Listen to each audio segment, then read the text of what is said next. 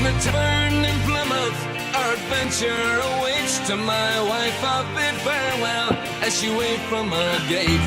With the voyage at sea, destiny I have date. For 8 pieces of silver I boarded my fate. With 2 years of provisions, from sauerkraut to nails, 9-ton hogsheads of rum and casks full of ale. We made ship-shape the rigging from crow's nest to keel, and with the weather eye open, Captain Cook set sail. Hang on to the winds and head out to sea. Beyond the horizon, the ends of the earth beckon we. In 3 years of discovering new lands for the crown, 200,000 leagues of boat tape sailed around. On a mission for the mythical southern continent.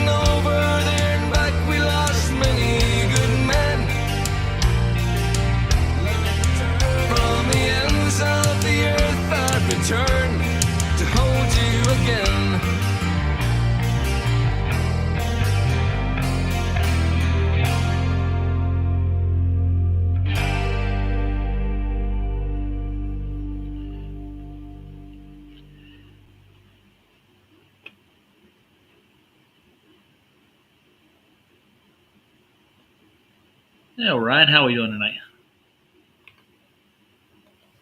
Howdy. Howdy. I don't think we got anybody in here yet. I can't see anybody in the chat, so nope, nobody in there. Not a soul. I like the motif though. Look at that.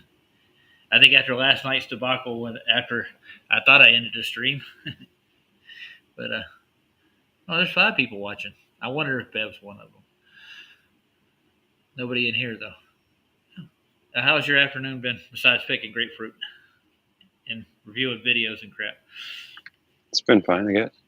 Can't complain. Nice. I guess. I found a nice little video Did you? this afternoon. I did. Like, Let's see. Okay. The name of the thing is called Demystifying Monty. oh boy. You ready for it? I know. Well, I think you'll like it. I liked it. It kind of clarifies things.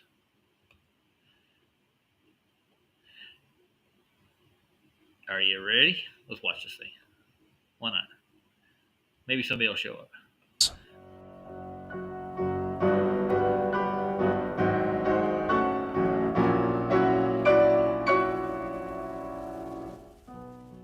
We need to talk about the Urbano Monte's 1587 planisphere map and clear up many misconceptions and false beliefs about it in the name of diligence and a lesson in confirmation bias and pareidolia, the perception of a meaningful pattern where none actually exists. Both the Flat Earth community and I myself, in previous films years ago, have speculated that Urbano Monte had mapped out a giant ring of huge unknown continents around our known and recognizable Earth, and have speculated they are extra lands being hidden from us by those who manufacture our fake history and false reality of the realm we actually live in. Now, I have the map in ultra high definition and can zoom in and finally read a lot of the actual text in plain old world Italian, and I was wrong. So we need to set the record straight. It is a glorious old world map, an enormous 10 feet by 10 feet wide made in several sheets, even showing world leaders in 1587. Yeah, Vlad got the good chance to actually look at this in person. Did you know that? He went and visited the original map. It was cool. Like the King of Poland, the Emperor of Turkey, Montezuma, the King of Mexico and the Western Indies, and even the King of Spain and the Indies. But it becomes clear when you can actually read it that it's more of a mariner's map and even a territorial map for newly discovered lands and islands at the time. Just like when you look at an old atlas at the state of Illinois, for example, and they give you a larger detailed blow-up of Chicago down in the corner, totally out of proportion with the rest of the map of Illinois. That's what Urbano Monte has done with his map. But since nobody could read the low-definition scans of the map, and he didn't come right out and say, "Hey, dummy, this is what these are," and he scattered them in a circle around the map, not even close to where they geographically are in reality, people are falsely mistaking these island blow-ups as mysterious giant hidden continents. One of the easiest to recognize is this one, Australia. Though it is blown up in size way out of proportion to the rest of the Earth, like Chicago is on the Illinois map, it's at least in the right place. There's India, there's Sri Lanka, there's Southeast Asia, there's the Indonesian Isles, and there's Australia. Just like on Gleason's Flat Earth map, there's India, there's Sri Lanka, there's Southeast Asia, there's the Indonesian Isles, and there's Australia. Or, for the globies, there's the southern tip of India, there's Sri Lanka, there's Southeast Asia, there's the Indonesian Isles, and there's Australia. Somehow magically all taking up nearly half of the entire Earth on Google Earth, even though that entire area doesn't even take up 1/8 of the world on every other map of the world. For those who like to believe they live on the Google globe, That's your business, and you can believe what you want to via whatever mental gymnastics necessary to make that work for you. What throws people off, besides the enormous size, is that Urbano Monte named it Terra de Brasilia, land of Brasilia or Brazil, or Brasilia Rhino, which means the kingdom of Brasilia or Brazil, not Australia. But that is clearly not the Brazil we know today. For starters, Brazil is not an island. Secondly, at least at first glance, that does not look anything like that, because this is what we're told and shown on our maps that Australia has to look like in order to fatten and squeeze it onto a globe projection, with shrinking longitude distances as you get further south. But when you compare that to the Gleason map of Australia, it's very obvious. Wikitardia tells us about the discovery of Australia that, although a theory of Portuguese discovery in the 1520s exists, it lacks definitive evidence, except for this Italian map from 1587. And not until 1606, 19 years after this Montes map, did Dutch explorers make the first recorded European sightings of and first recorded landfalls on the Australian mainland. And even then, they only mapped out the whole western and northern coastlines, not the interior. So then explain this shit 19 years earlier, with not only the entire Australian coastline, but also the entire interior already mapped out. There's Australia's Lake Eyre, mapped right between its rounded Gulf of Carpentaria and pointed Joseph Bonaparte Gulf, just as seen mapped out exactly here today still. And there's Lake Disappointment, as my ex-wife calls me, right off the curve of Broome and 80 Mile Beach, just as still seen here today. Tasmania right there off the back south, just like on the Gleason map here and on the globe squeeze here. Coastal saltwater crocodiles and even marsupials, unique and indigenous to Australia only. He also shows Australia's southern hemisphere summer sun, our northern hemisphere's winter sun, traversing over the northern or inner part of Australia around the light green latitude circle of the Tropic of Capricorn, which he even clearly labels here, which we know for a fact the sun does, as seen here in the light blue-green arc crossing Australia on the Gleason map, and even here for the Globies, who need to pretend the sun follows the yellow path on December 21st instead of the orange path to make their sun times and angles work. But anyhow, all in all, leaving no doubt, this is an exaggerated blow-up map of Australia and not some secret hidden giant continent we don't know about. It's even more clear when we go across the realm to the bottom of South America, where Monte has drawn what is mistaken as another giant red-looking continent, very close beneath it. But we notice the very bottom tip of South America is totally missing from Monte's map. Once again, our good and accurate friends Google the Globe assure us South America is as tall as 3/4 or more of the entire Earth and as wide as 1/4 of the Earth. Okie dokie. Even though that's clearly impossible to be our reality, unless you're a very special kind of person. But even our most special friends agree there is supposed to be a bottom eastward-facing tip to South America. Not an elongated blunt horse hoof.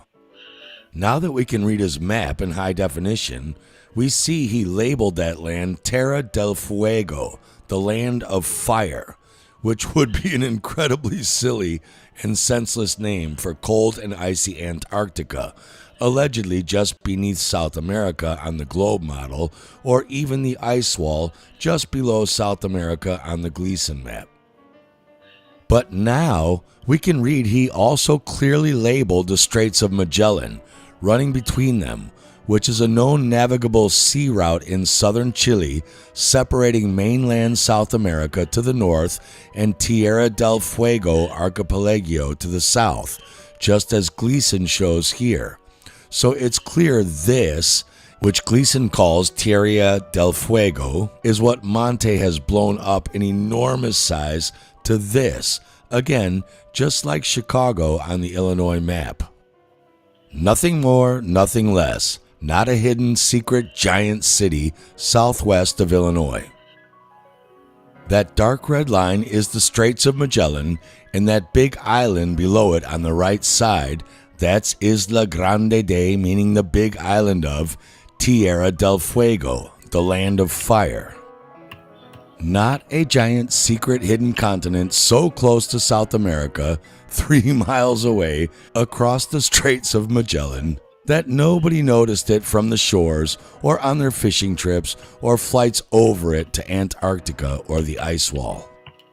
But what is interesting is that Gleason has Tierra del Fuego mapped running due east-west along a latitude circle perpendicular to South America, itself coming down north to southwest longitude. Monte also has it drawn east-west as well, along a latitude ring and perpendicular to South America. But we can't say for sure because that may just be where there was room on the map to draw it bigger around the map.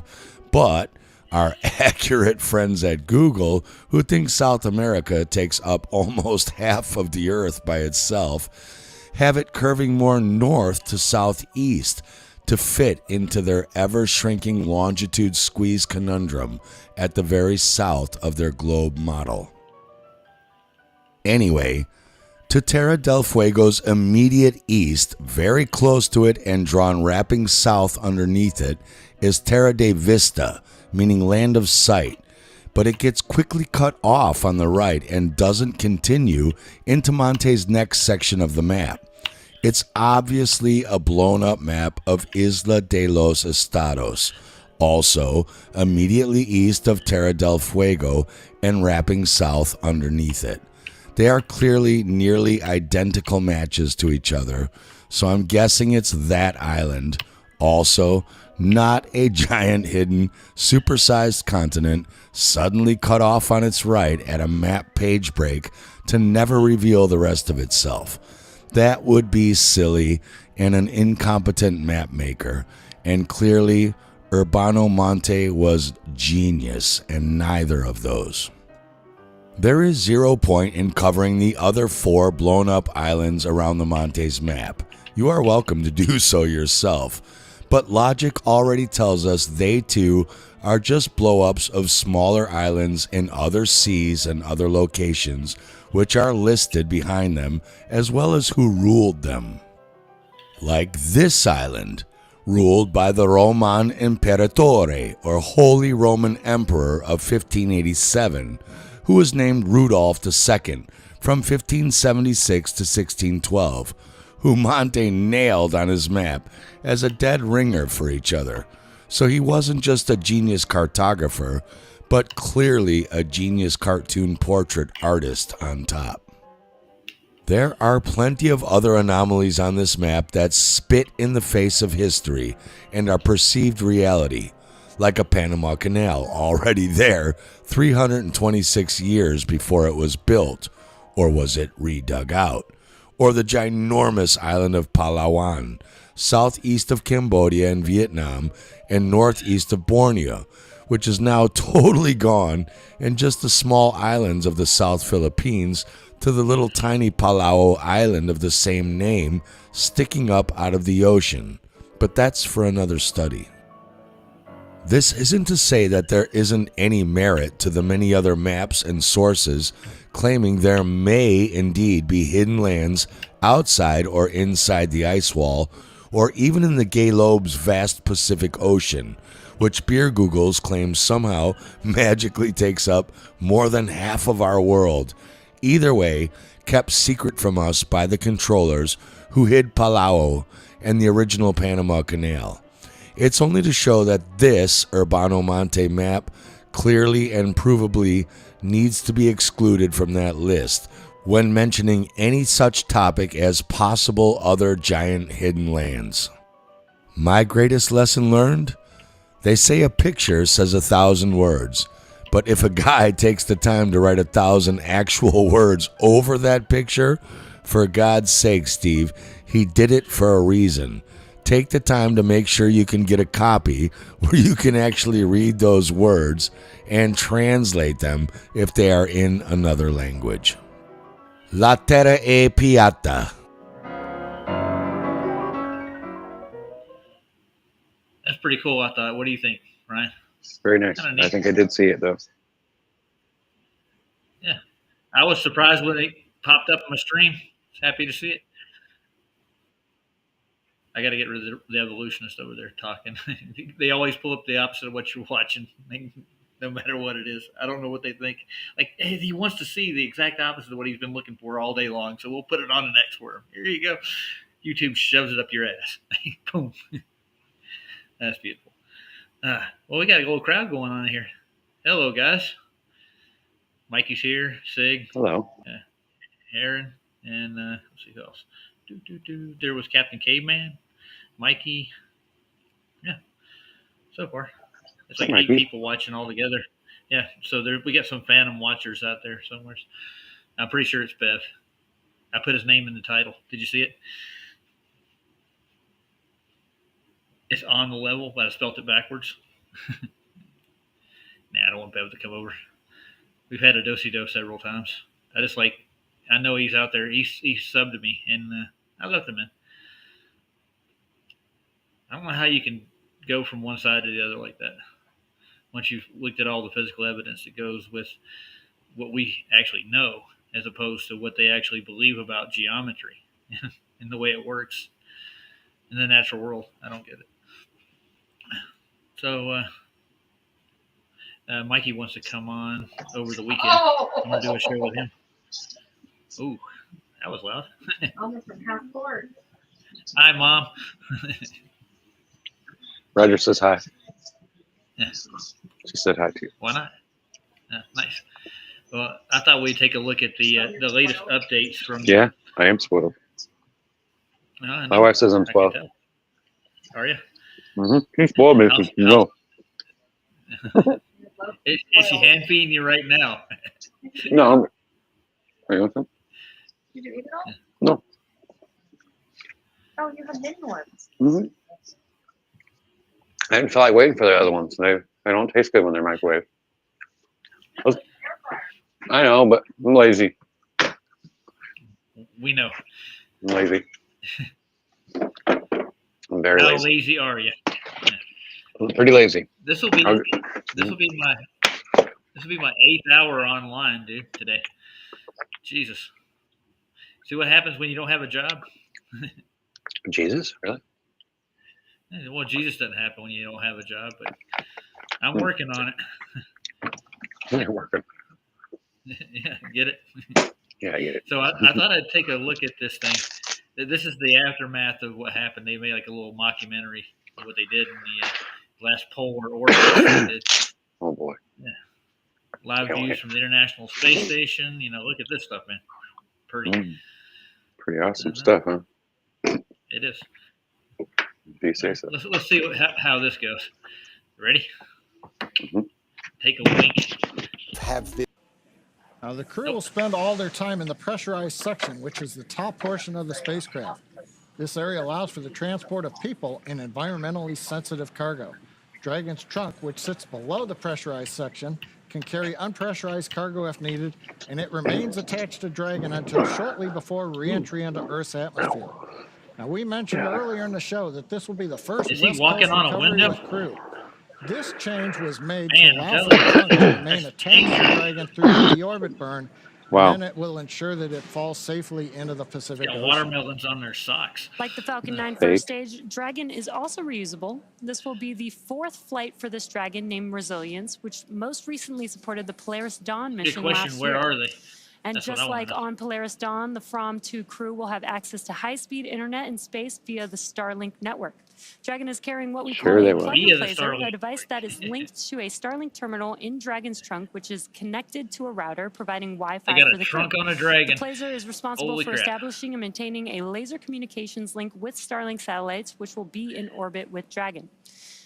Using this hardware, Dragon will attempt to talk to Starlink the same way Starlink satellites talk between No. themselves. I guess when you're moving that fast, things don't look like they move, do they? This is weird.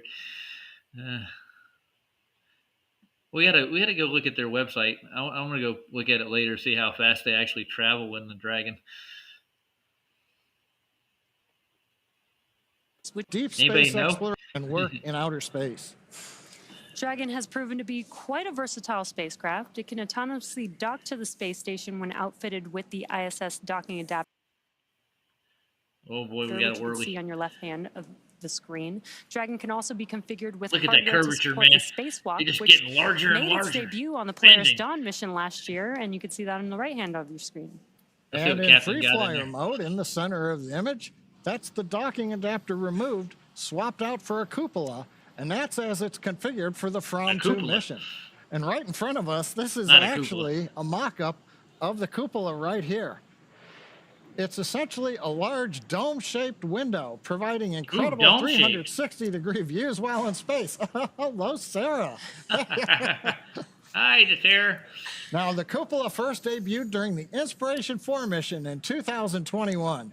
Now, Dragon does have Stage 2 other RP1 load is complete. windows on the sides of the spacecraft that the wanna astronauts ask can you, use, but they're a lot Does that smaller. Antarctica look The weird? cupola replaces the docking port or just me? Skywalker hardware at the nose of the spacecraft, which is not needed since Look at that thing.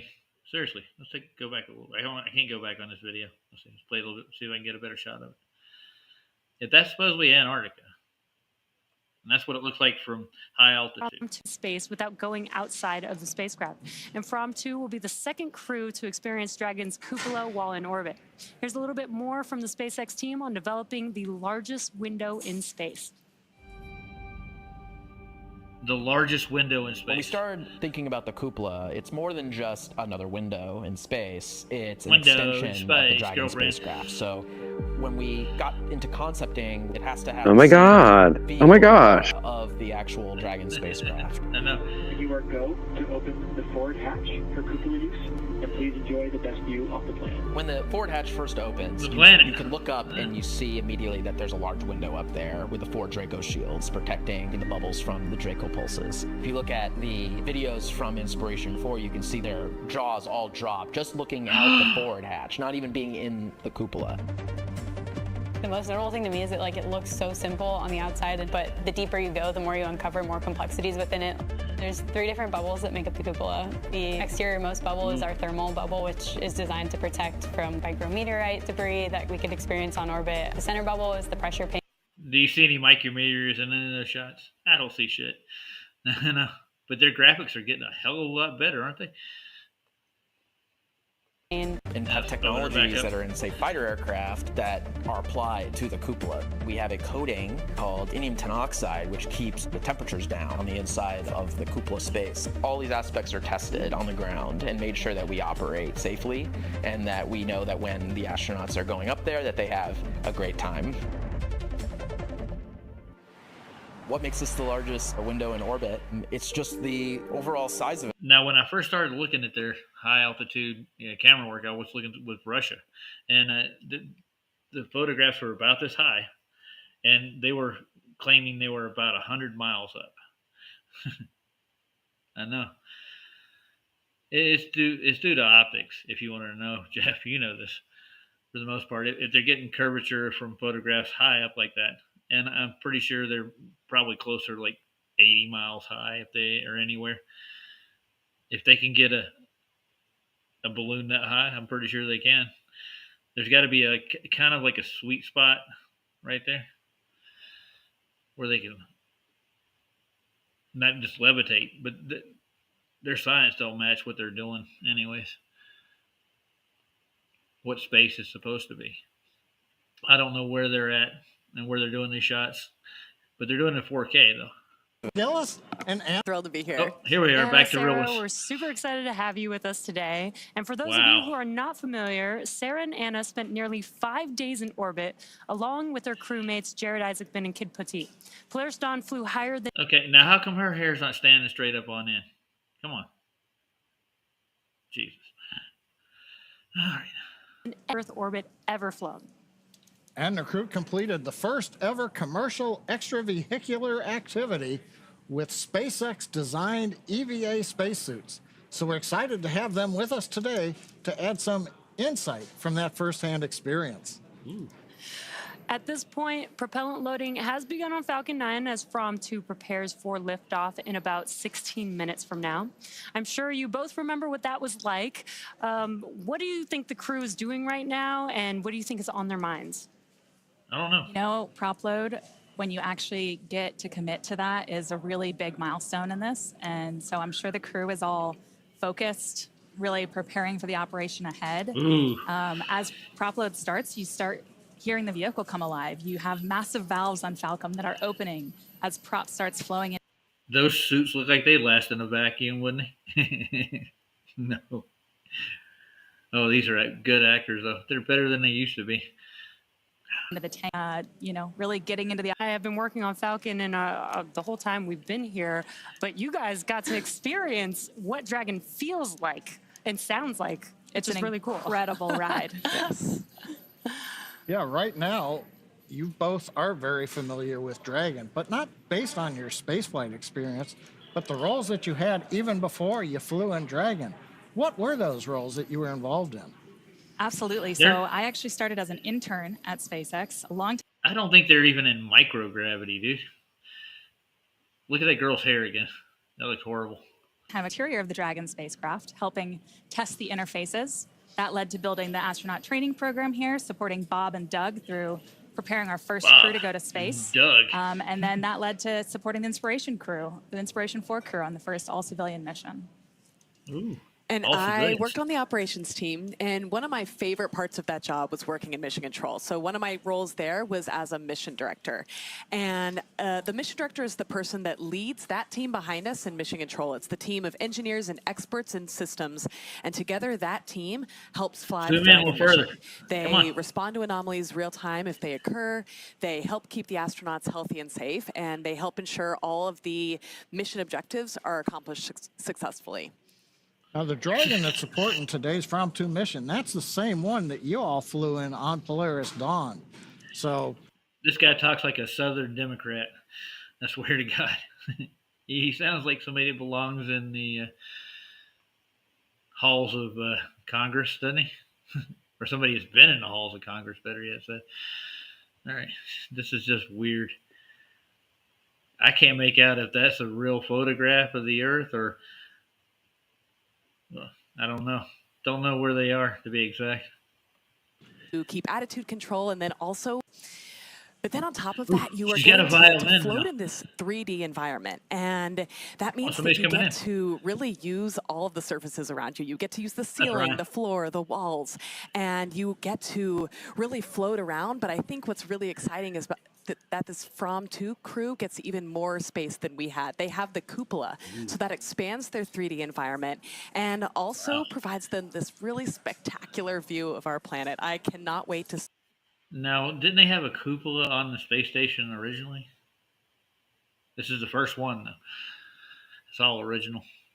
See the melody, and it's right at the shot of you with the violin. Cupola versus Skywalker. Is there a Dragon you'd like to fly in? Oh man, the spacewalk was extraordinary, so I'm really grateful we got to do that. But I think the views they're going to see through that cupola of the poles are going to be astonishing. I'd say any dragon is a good dragon. I agree. Any dragon is a good dragon. We are so excited to hear so much more about your guys' experience as we count down to From 2's launch today. Where are the poles at? About T-minus 12 minutes from liftoff, and while the countdown continues, let's meet the launch. So they haven't even taken off yet? Is that what they're saying? Huh. You want to wait around for the countdown? I don't know how much longer it's going to be. It says 14 minutes and 38 seconds? I don't know. The 14 hours. Okay. I'm not going to wait around for 48 hours. So what do you think of it, Ryan? Great video. They did a good job with it. Oh, you keep popping out. Hey, Ryan, you're back. Nice to see you. I'm still here. I know. That's like the second time you're just losing service or something. That's Something like definitely that. not what we see. Something like that. Yeah. Whoa, something like that. Well, you got a nice hum there. You got anything you want to talk about in particular? I'm running out of stuff for now. The Dragon update and the Space Busters video was what I wanted to premiere with.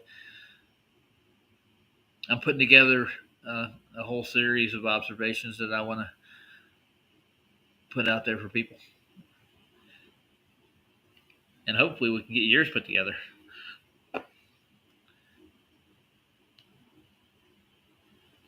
Yeah, Jeff, there's more than one.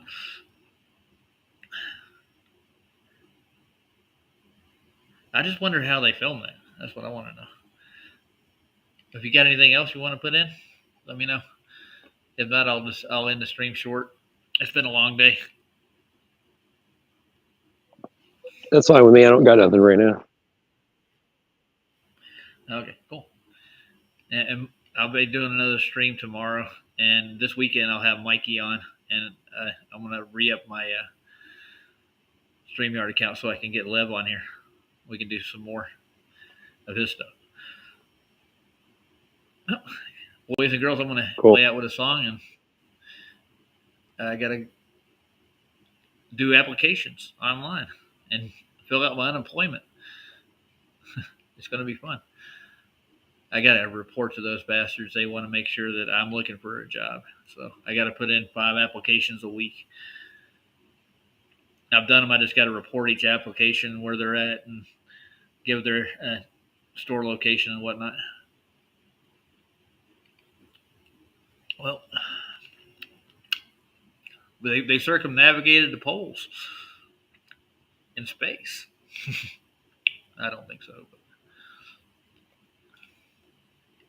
I want to provide evidence, data, and everything else to go with it. Complete, detailed version of everything and video to go with it.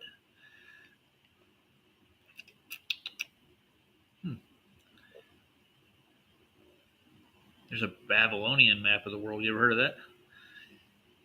You want to take a look at that right quick? I say, why not? Why not? Let's see what it looks like. Yeah. It's from a guy named Irving Finkel. I've never heard of it.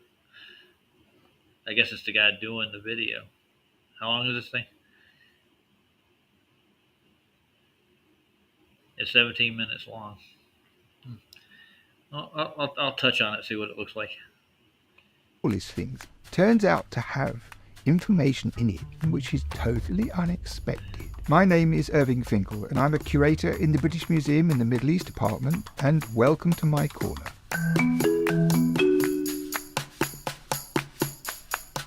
Ding, ding, ding, ding. So what we have here is a clay tablet. As a matter of fact, it is not a real clay tablet, it is a replica, because the real clay tablet has to be on exhibition all the time. And also it's very delicate. We couldn't wave it around in front of the screen and say, look at this, look at that. That would be terribly irresponsible. So, but we can use this replica for demonstration purposes with impunity. The ancient Mesopotamians, Sumerians, Babylonians, all those people, they wrote on clay. That was their natural activity. And clay tablets, which have impressions of writing on, are pretty good. They're pretty stable. You can handle them. You can't play football with them, but they're pretty reliable.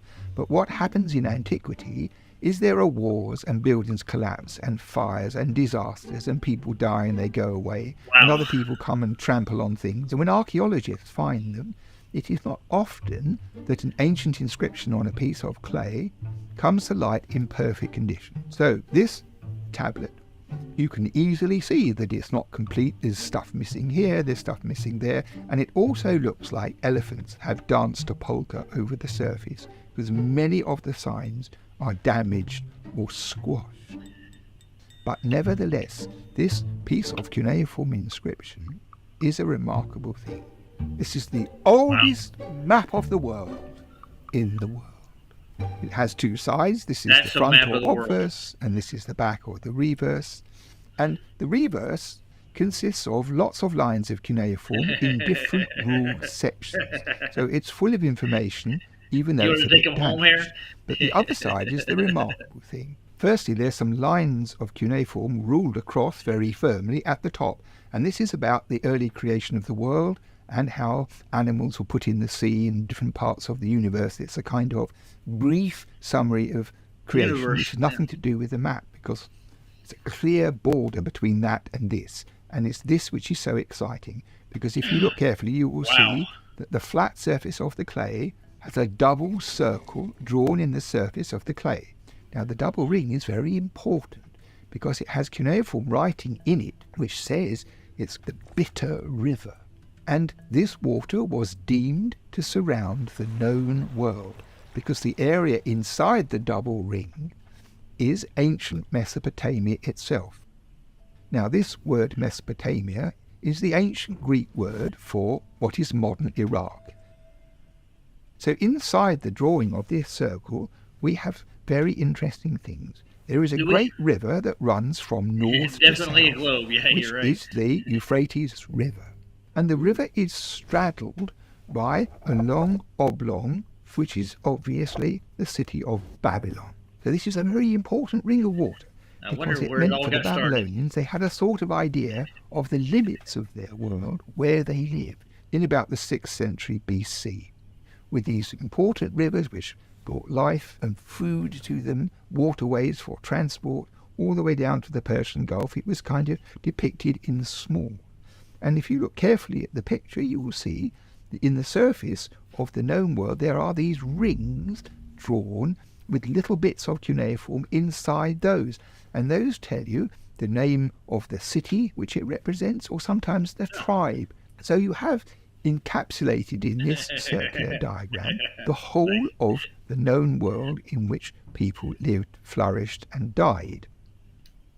However, there's more to this map than that, because if you look at the outer ring, you will see that going off at different angles are triangles. Sometimes people say they are islands, sometimes people say they are districts, but in point of fact they are almost certainly mountains, because the idea is that if you go across the water, you see these jutting, pointed things above the horizon, which are remote lands far beyond the limits of the known world, which go out in different directions from the perimeter of existence. And they are, for the Babylonians, places full of magic and full of mystery.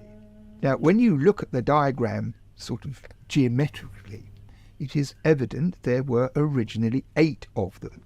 And we can be sure of this partly by calculation of what makes sense, but also on the other side, the inscription which I showed you before tells you what is on each of those triangles. There was a place where the sun was never seen. There was a tree that had jewels instead of fruit, and there were giant birds that couldn't fly, all those sorts of things. There were traditional stories associated with each of these districts, recorded together with the diagram to show where they were. Well, of course, probably nobody ever went there. We're talking about the imaginative world of cosmology, of theology, of tradition, of inherited ideas. But the thing is this, up until quite recently, we didn't know which description on one side went with which triangle on the front. And this is an irksome matter, because we know there's supposed to be 8, but there was nowhere near 8 on there, so we had to work out which place the 3 which we could read clearly matched up with the descriptions on the back, and it wasn't really possible. And then something happened. One of those missing triangles came to light in the collection. Ooh. How's that? Now, in the 19th century, when tablets were excavated, they were very careful to bring back everything. So a big lump of clay, any small bits lying around it, any small bits not lying around it, anything they could find with writing on, was carefully excavated, and sometimes the very small pieces, which we couldn't join to anything, were put in special trays for the long-term future when it might be possible to see what we could do about them. Now, what happened was this. Once upon a time, there was a lady called Edith Horsley. And Edith Horsley loved cuneiform stuff. And she came to classes that I used to teach after work once a week to learn about cuneiform. And she was very, very enthusiastic about it and very attentive and a good student. And when the class came to an end after several months, she said she wanted to do something more.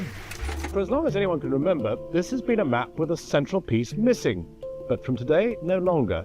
Nicholas Glass reports on an unexpected moment of archaeological excitement in the British Museum. The British Museum has boxes of tablet fragments, but it's only in the last 2 months or so, when Edith Horsley was first invited to work at the museum, that they began trying to sort things out. Well, even as a child I was intrigued by the signs that are used in cuneiform, but it wasn't until I attended Irving Finkel's lectures What an exciting life she I leads. became an addict. As a volunteer, Edith comes in just once a week.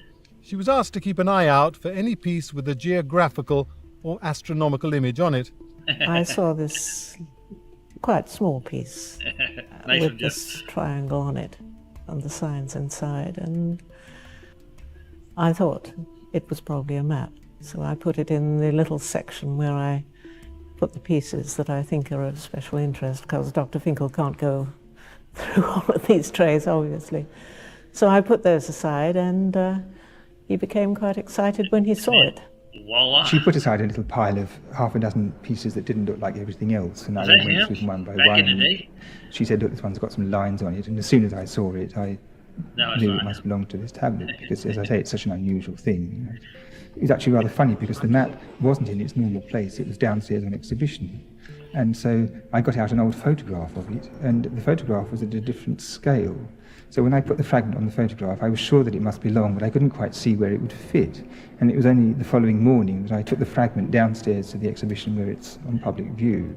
It looks to me like they're missing more than just a fragment. Straight away, it fitted perfectly in the hole.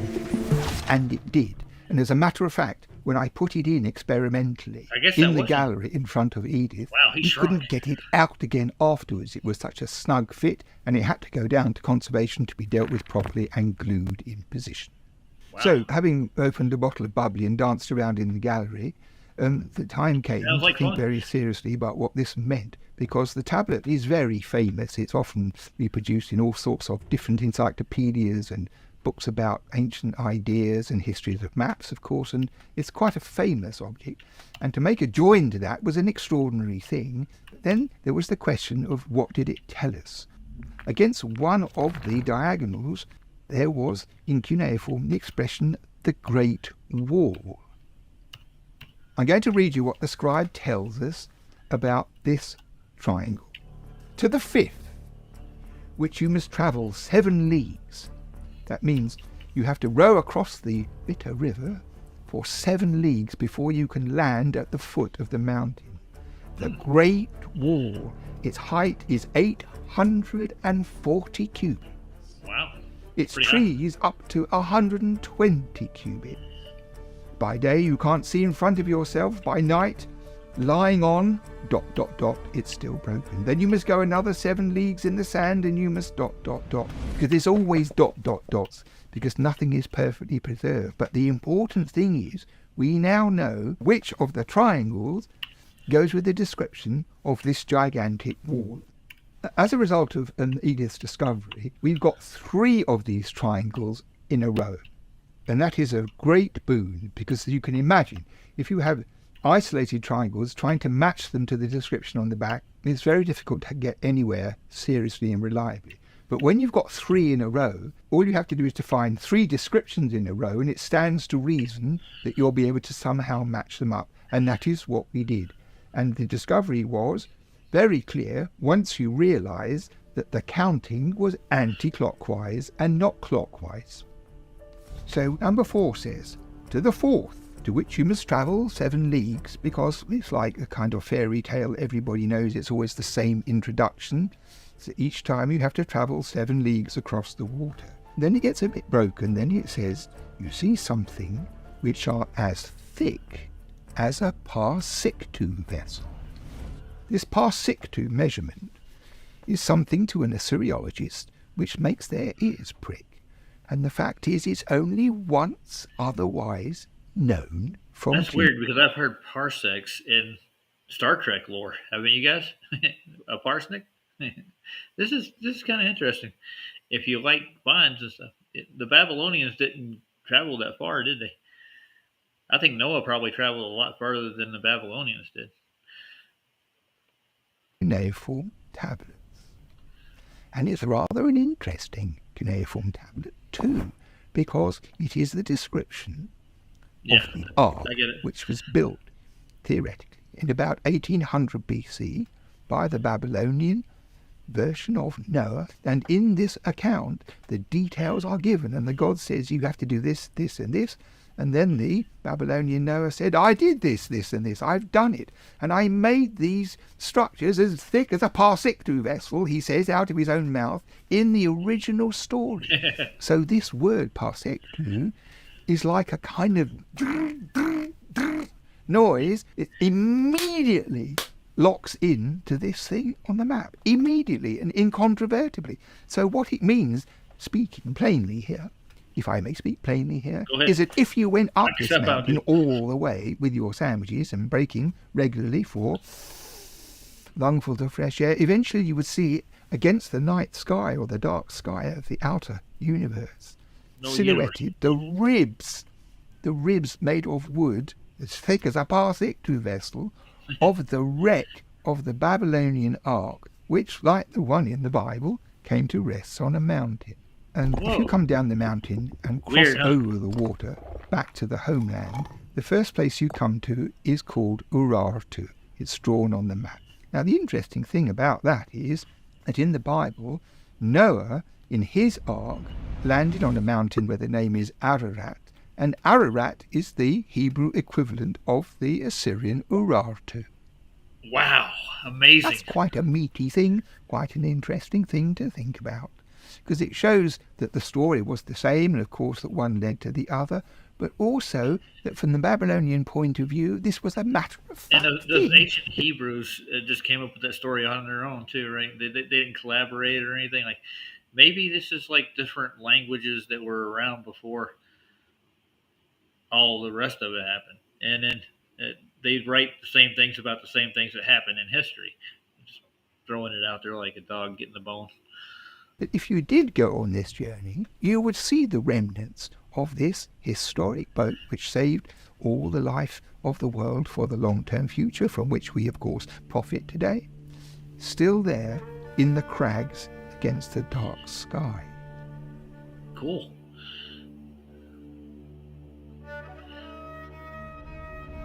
So what does this actually mean to us? Well, let's imagine that we can borrow a time machine and go back to ancient Mesopotamia. I've always thought this was a good idea. We'll have a party.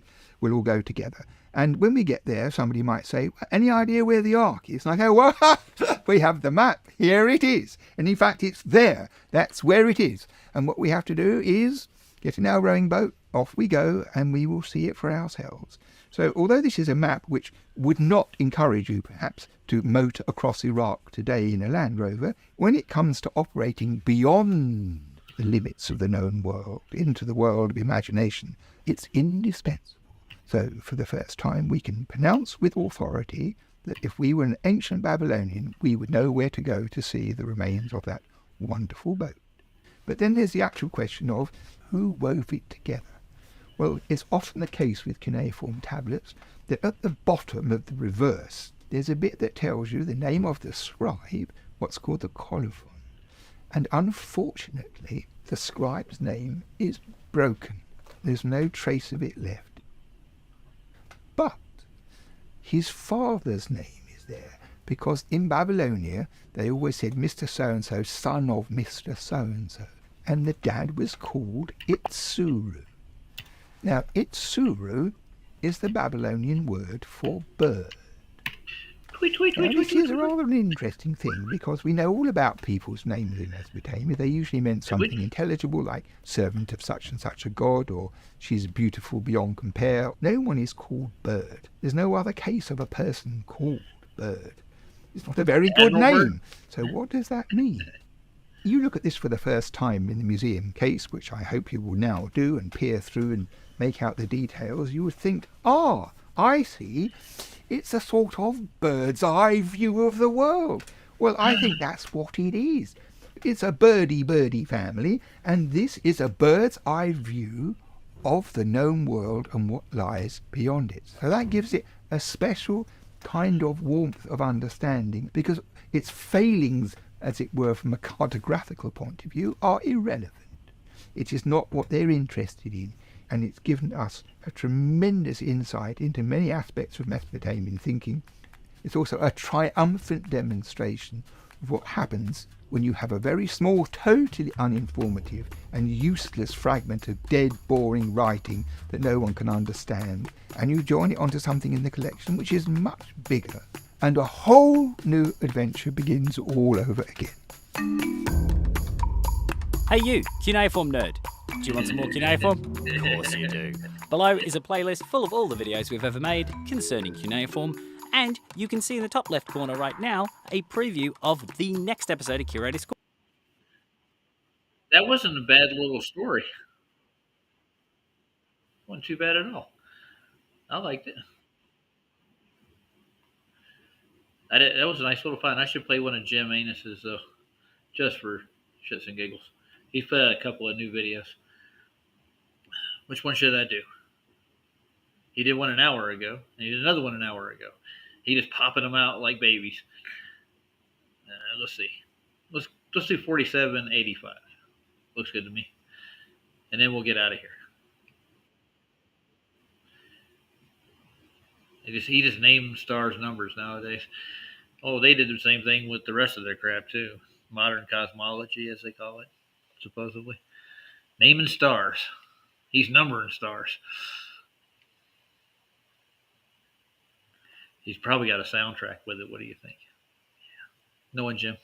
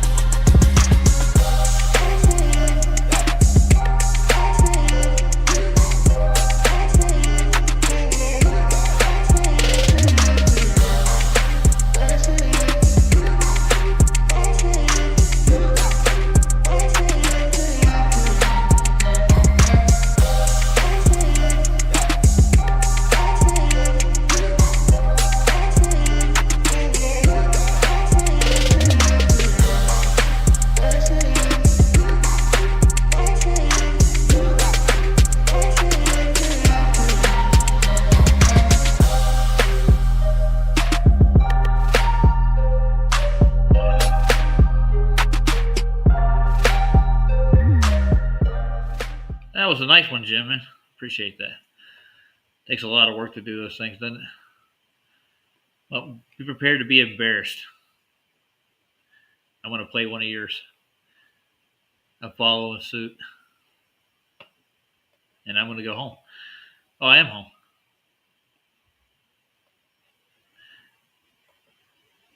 It's a little girl and her guitar.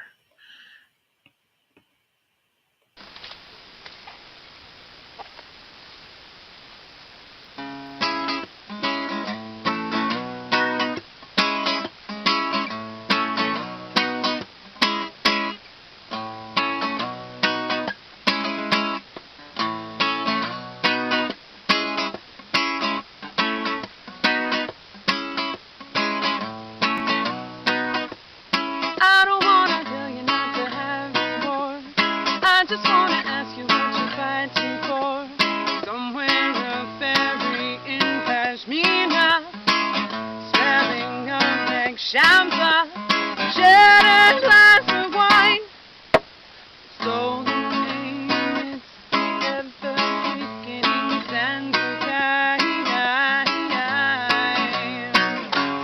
But the point of discovery is peace is where all the glory is.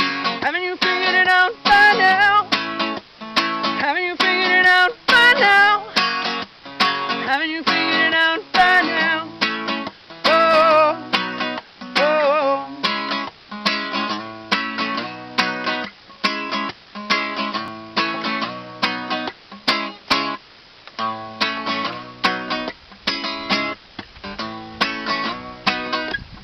Me and my guitar were headed up the street, welcoming Miss Coca Magic at my feet.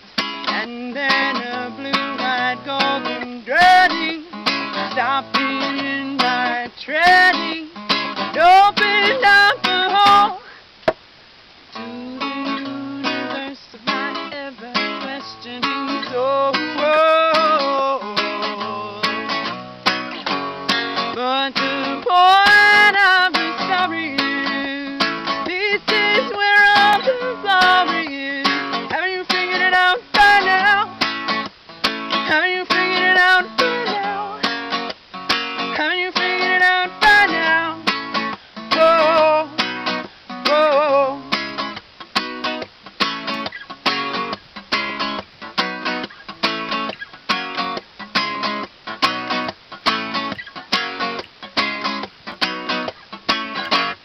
Come on a time in life when you see through the eye of the mind.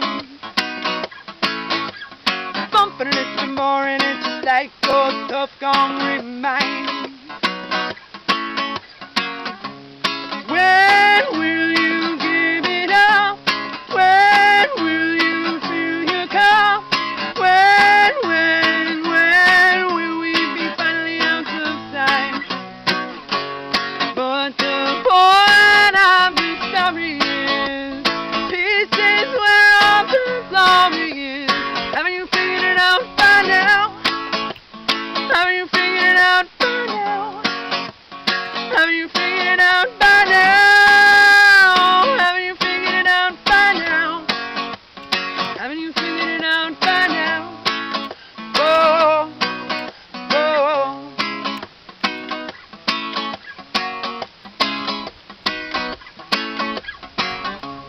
Come sit with me under the love tree.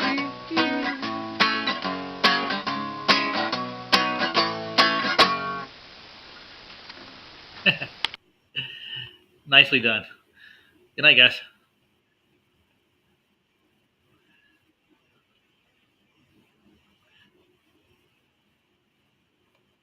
I'm stepping out of the woods.